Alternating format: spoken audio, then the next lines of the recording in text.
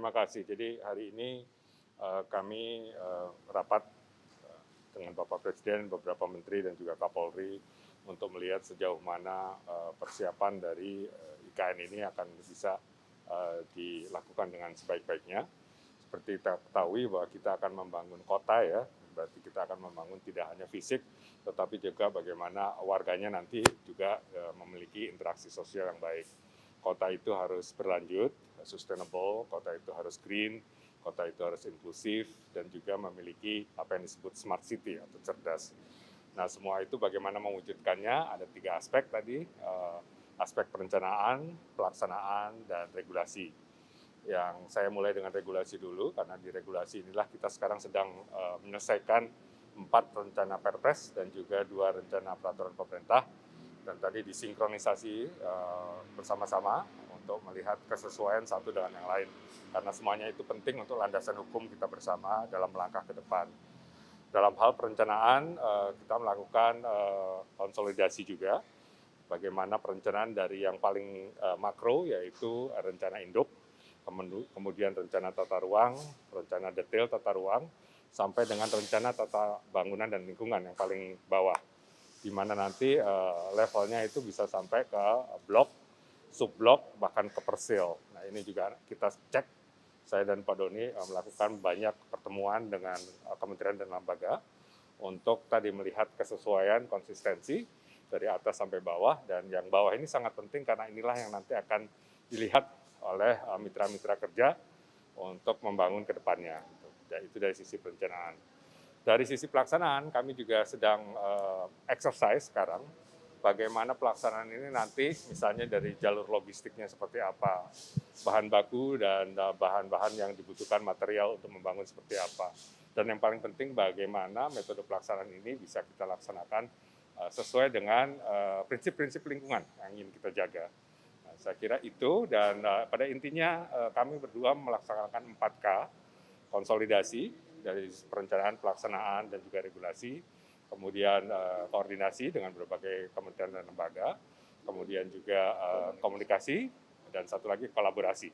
Kolaborasi ini dengan berbagai elemen masyarakat juga. Saya kira itu. Ya, terima kasih. Waktu kita tidak banyak, tapi kita memiliki tanggung jawab besar untuk mewujudkan ini hingga bisa terwujud di awal-awalnya. Yang menjadi perhatian kami adalah amanah yang disampaikan undang-undang, bahwa kota ini harus menjadi kota yang sustainable di dunia, yang menjadi kota pusat pertumbuhan, kemudian kota yang mencerminkan keberagaman Indonesia. Nah, sejak awal kami ingin menjaga itu, jadi semua inisiatif itu akan kami ukur dari 3 hal tersebut. Ya, terima kasih.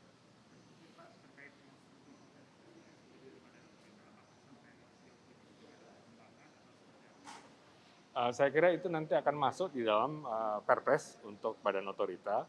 Intinya badan otorita itu nanti memiliki badan usaha yang diharapkan bisa lincah, istilahnya agile, untuk nanti berhubungan dengan pihak-pihak mitra pembangunan kami gitu ya. Jadi nanti ada badan otorita yang akan menyelenggarakan pemerintahan sebagai regulator dan juga sebagai manajemen perkotaan, manajer perkotaan.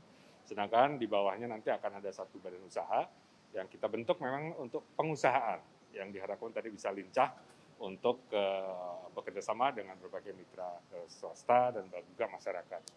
Nah, kalau boleh kami juga menyampaikan pada kesempatan ini bahwa membangun kota itu tidak sebentar ya, artinya tidak bisa 3-5 tahun. Ini akan merupakan satu langkah panjang, 15 hingga 20 tahun ke depan, dan bahkan kita punya perencanaan hingga 2045.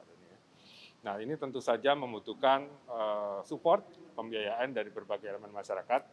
Kalau kita lihat undang-undangnya kan ada dana yang didapat dari pemerintah melalui APBN, APBD, ataupun KPBU, kerjasama pemerintah badan usaha, dan juga dari masyarakat sendiri. Masyarakat juga bisa urun rembuk gitu ya.